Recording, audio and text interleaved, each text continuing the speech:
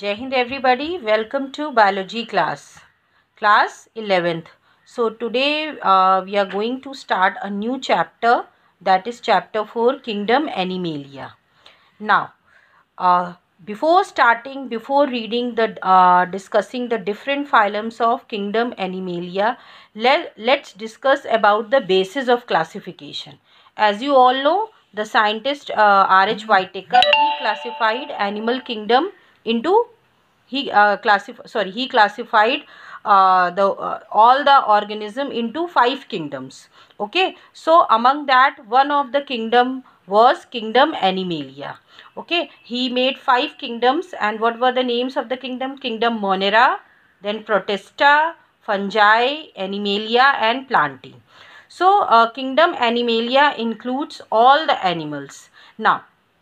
Includes all the animal. Now how to study these animals?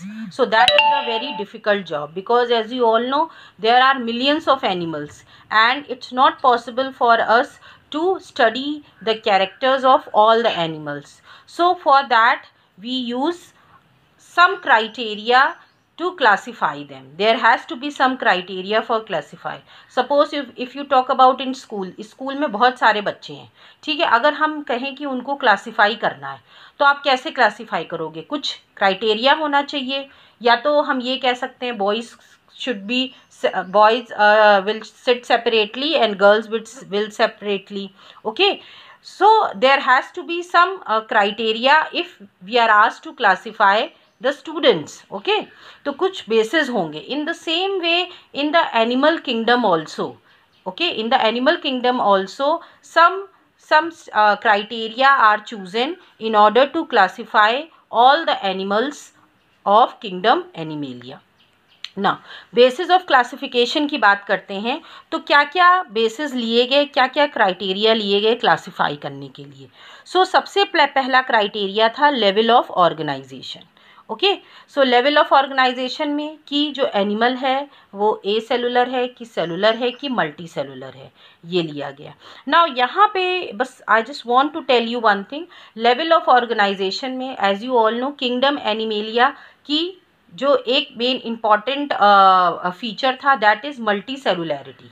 सारे ही इसमें animals हैं वो मल्टी सेलुलर जो थे उनको अलग कर दिया गया. इसीलिए जो प्रोटोजोआ था, पहले तो प्रोटोजोआ जो था वो फाइलम जो था वो किंगडम एनिमेलिया में था, but it was then separated. Protozoa and protozoans animals, they were kept in a separate kingdom, and a separate kingdom was made, and that kingdom is known as kingdom protista. क्यों? क्योंकि इनमें जो था वो unicellular organism पाए गए. Okay, so that's why they were removed from the kingdom animalia. तो यहाँ पे लेवल ऑफ ऑर्गेनाइजेशन की हम बात करेंगे. ओके, सो कि सेलुलर लेवल है, सेल्स प्रेजेंट हैं, कि टिश्यू लेवल है, ऑर्गन लेवल है और ऑर्गन सिस्टम लेवल है. तो हम हर एक क्राइटेरिया के बारे में will be discussing in detail. पहले देख लेते हैं कौन कौन से क्राइटेरिया हैं जिनके बारे में हमें बात करनी है.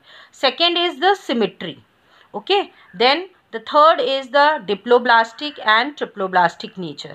Okay, that is the number of germ layers. As you all know, जो भी organs बनते हैं, ओके, जो भी ऑर्गन्स हमारी बॉडी में बनते हैं उनके लिए वो जर्म लेयर से ही बनते हैं. और ये जो जर्म लेयर्स होती हैं during the formation of embryo, जब एम्ब्रियो बनता है, आपने उसकी बहुत सारी स्टेजेस देखी हैं. ब्लास्टुला बनता है, उसके बाद फाइनली गैस्ट्रुला बनता है. तो जब गैस्ट्रुला बनता है उसी समय क्या होता है, ये जर्म लेयर्स भी डेवलप होती हैं. ओके, और यही जर्म लेयर्स आगे चल के डिफरेंट ऑर्गन्स बनाती हैं. Then also we will study about the coelom. Then segmentation, body को है किस तरह बॉडी को डिवाइड किया गया, इंटरनली भी और एक्सटर्नली भी, या ओनली एक्सटर्नली, जिसको हम बोलते हैं मेटामेरिज्म और metameric segmentation. And the last is the presence of notochord. So हम इन सभी बेसिस के बारे में इस वीडियो में एक एक करके बात करेंगे in detail. Now first let's start with the level of organisation. Now level of organisation, as you all know, just now I have told you कि जो प्रोटिस्टेंट्स थे वो उनका जो बॉडी ऑर्गेनाइजेशन था, उनको हम वो यूनिसेलुलर ऑर्गेनिज्म थे. अब उससे अगर आपसे पूछा जाए कि उनका क्या बॉडी ऑर्गेनाइजेशन होगा, तो यहाँ पे हम क्या कहेंगे? हम सेलुलर नहीं बोलेंगे। येस, दो दे आर यूनिसेलुलर ऑर्गेनिज्म, लेकिन यूनिसेलुलर का मतलब क्या होता है, यहाँ पे बहुत ही कंट्रोवर्शियल एस्पेक्ट है ये, और अलग अलग व्यूज़ हैं। यूनिसेलुलर का मतलब होता है the cell is itself the organism is itself a cell, क्योंकि ये एक ही सेल इसमें प्रेजेंट होता है जो कि सारे फंक्शंस बॉडी के, reproduction, excretion, circulation, digestion, all the functions they are perform by one cell only. So here what is protistans को हम सेलुलर बॉडी ऑर्गेनाइजेशन नहीं कह सकते हैं, ओके, बिकॉज अगर हम सेलुलर बोलेंगे तो मीन्स कि जो बहुत सारे सेल से बन के बॉडी बनी है, पर प्रोटिस्टेंस के केस में बहुत सारे तो सेल थे ही नहीं, यहाँ एक ही सेल था। अब वो सेल किससे बना है, सेल से बना है, नो, इट्स नॉट पॉसिबल। तो इसका मतलब इसको हम किस कैटेगरी में रखेंगे, they are acellular in nature. So protistans are acellular, ये just for knowledge I am telling you. वैसे तो प्रोटिस्टेंस को किंगडम एनिमेलिया में नहीं रखा गया है, okay, because they are the single celled organism, so they are no more animals, इनको एनिमल्स में नहीं रखा गया है। Single celled organism is not just a cell but entire organism, ये कोई एक सेल नहीं था बल्कि पूरा ही ऑर्गेनिज्म, पूरा ही सेल है जो कि ऑर्गेनिज्म की तरह बिहेव करता है। Here the condition is that, okay, इसको थोड़ा आपको समझना है। So the cell is behaving like an organism, और अगर हम ये कहें कि ये किससे बना है फिर, तो ये सब सेलुलर पार्टिकल से बना है, ओके। इसको हम ऐसे भी समझ सकते हैं, सपोज घर है, अब हम पूछे घर किससे बना है, तो there has to be something, कुछ उसका एक लेवल लो, अगर हम कोई चीज़ किसी से बनी है तो वो किसी अपने एक लो लेवल से बनी होगी, तो हम कहेंगे दीवारों से बना है। फिर दीवार किससे बने हैं, दीवार ईंटे से बने हैं, ब्रिक से बने हैं, ब्रिक किससे बने हैं, ब्रिक सॉइल से बना है। सो इन द सेम वे अगर हम पूछें कि यूनिसेलुलर ऑर्गेनिज्म किससे बने हैं, सेल से बने हैं, ऐसा तो नहीं हो सकता है, because the cell is itself a organism. तो इसीलिए ये ए सेलुलर है and they are composed of subcellular particles, okay. Hope ये आपको क्लियर हो गया होगा कि प्रोटिस्टेंस को हमने ए सेलुलर क्यों कहा है, ये पॉइंट क्लियर होना बहुत ज़रूरी है, then only you will understand the rest of the things. Now अब आगे बढ़ते हैं। All the animals they are multicellular, heterotrophs and they have no cell wall, ठीक है। ये पॉइंट आप ऑलरेडी जब हमने कैरेक्टर्स पढ़े थे, आपने जब क्लासिफिकेशन पढ़ा था तब हम ये पढ़ चुके हैं ना। अब हम बात करते हैं कि किस किस लेवल का ऑर्गेनाइजेशन एनिमल्स में देखने को मिलता है। सबसे पहले बात करते हैं, first is the cellular level.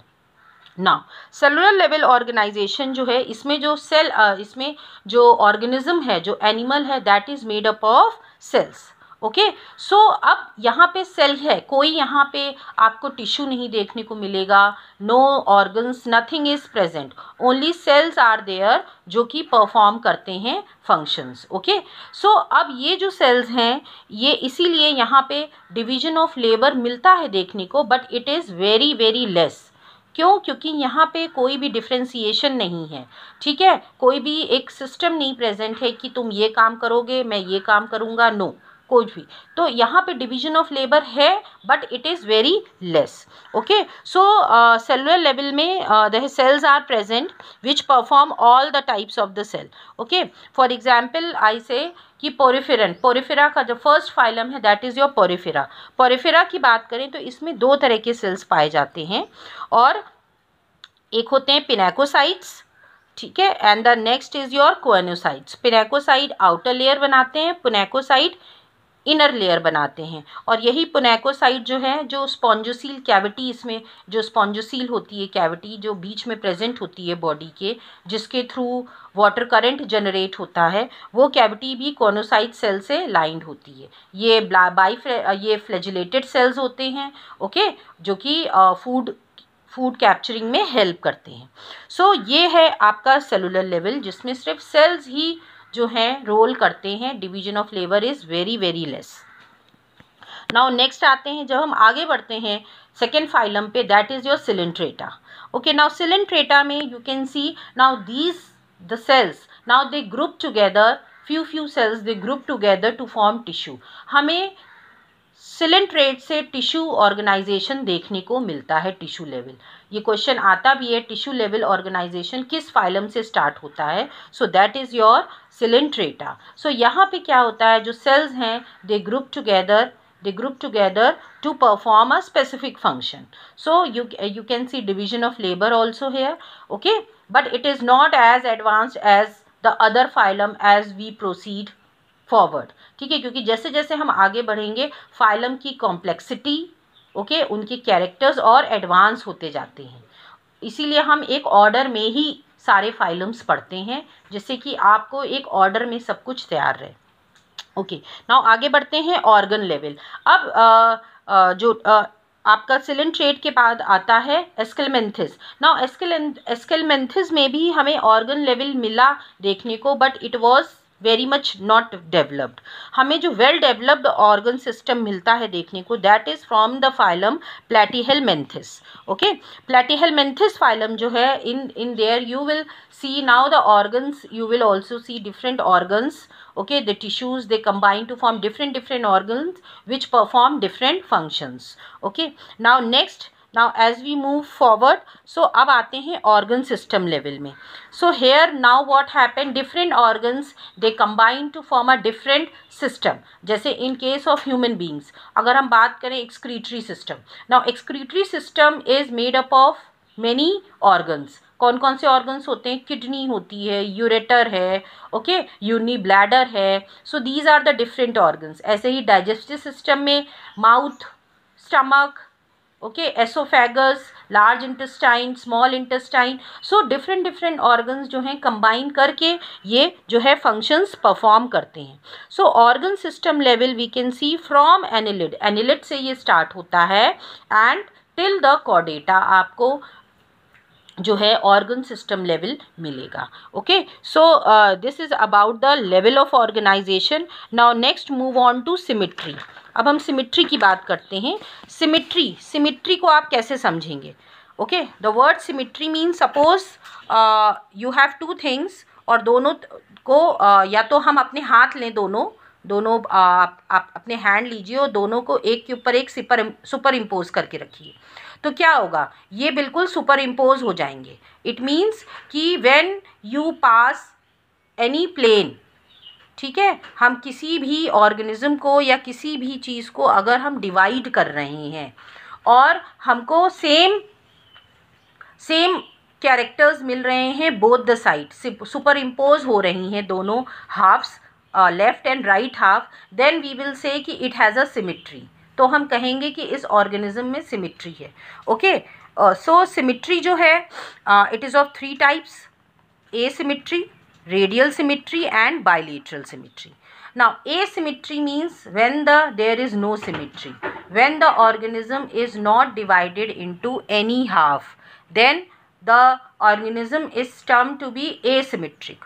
Okay, suppose sponges की बात करें, स्पॉन्जेस जो हैं सिलिंड्रिकल शेप होते हैं, ट्यूब शेप होते हैं, बहुत अलग अलग शेप होती है। अगर हम देखना चाहें तो इस तरह से ये आपके स्पॉन्जेस होते हैं, कुछ इस टाइप का शेप होता है। अब आपसे कहा जाए कि इसको आप डिवाइड करिए, हम अगर एक प्लेन बनाते हैं इनके बीच से, तो क्या हमको राइट और लेफ्ट हाफ दोनों सेम मिलेगा? नहीं मिलेगा।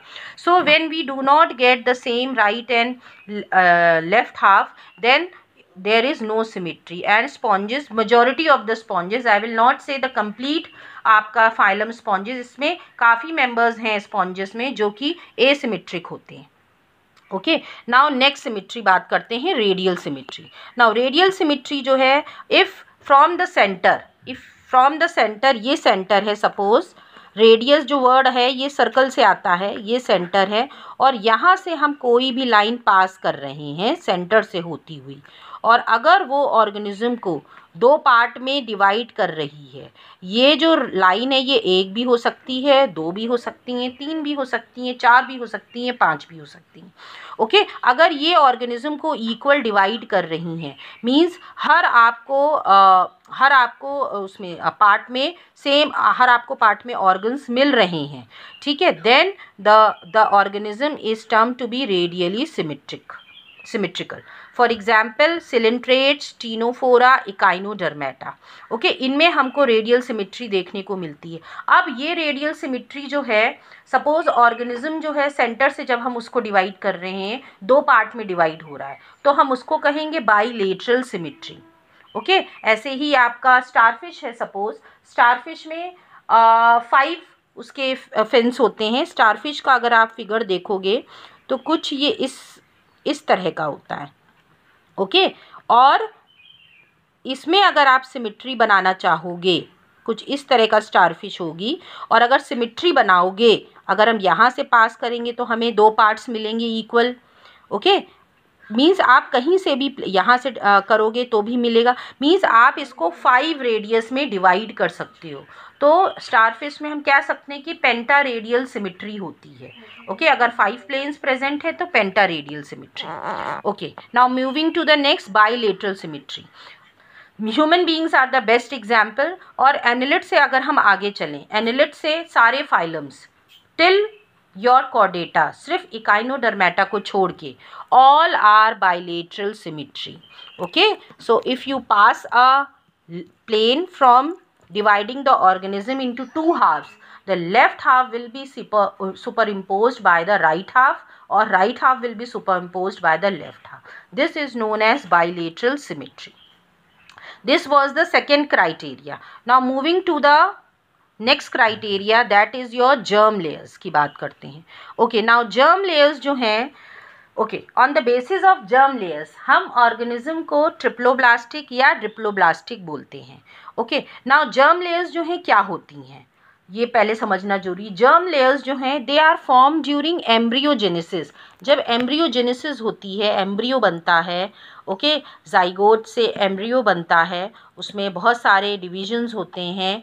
ओके, मरुला बनता है, ब्लास्टुला बनता है, देन गैस्ट्रुला बनता है। तो उस समय जो है, जब गैस्ट्रुला स्टेज होती है, तब ये जर्म लेयर्स भी डेवलप होना शुरू करती हैं।